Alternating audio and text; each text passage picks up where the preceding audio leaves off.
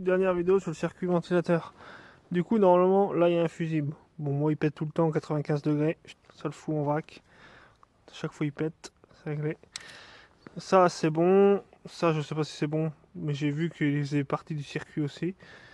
Mais je pense pas que ce soit ça. Parce que je vois pas pourquoi il disjoncterait à 95 degrés. Et à 110, il marcherait bien. Peut-être, hein. Il me reste que ça à tester. J'en ai acheté un. Mais du coup, j'ai regardé tous les relais. Enfin, j'ai cherché les relais. Et du coup, j'avais entendu parler de relais vers le ventilateur. Et vous voyez que sur celle-ci, il n'y a absolument rien du tout. On m'avait dit au-dessus, en dessous, mais là on voit bien qu'en dessous, il n'y a rien du tout. Tac, il n'y a rien, rien, rien. Derrière, pareil, on voit bien que c'est tout vide.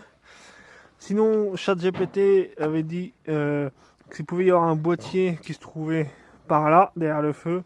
Mais j'ai tout regardé, j'ai démonté en dessous. Il n'y a aucun boîtier. J'ai regardé dans le passage de roue. Pareil, il n'y a rien du tout. Parce que de toute façon, le passage de roue, on voit bien. J'ai regardé en dessous. Mais il donne juste là, il n'y a rien du tout.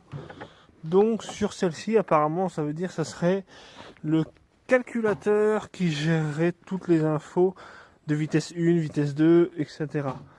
Donc ça veut dire que vu que ça disjoncte à 95 degrés en vitesse 1, ça serait le calculateur qui serait HS. Enfin, qui aurait un défaut.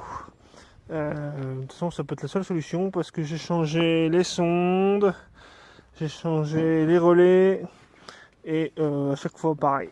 Ça, 95 degrés, ça déconne. Et du coup, de toute façon, vu qu'il avait fait un joint de culasse à cause de ça, le moteur est mort aussi. Mais je voulais essayer de trouver la cause et ben je la trouverai jamais. Enfin, je l'ai trouvé, c'est ça, hein, mais j'aurai jamais une vraie réponse. Bon bah tant pis, poubelle. Il va finir broyé dans le champ qui est derrière.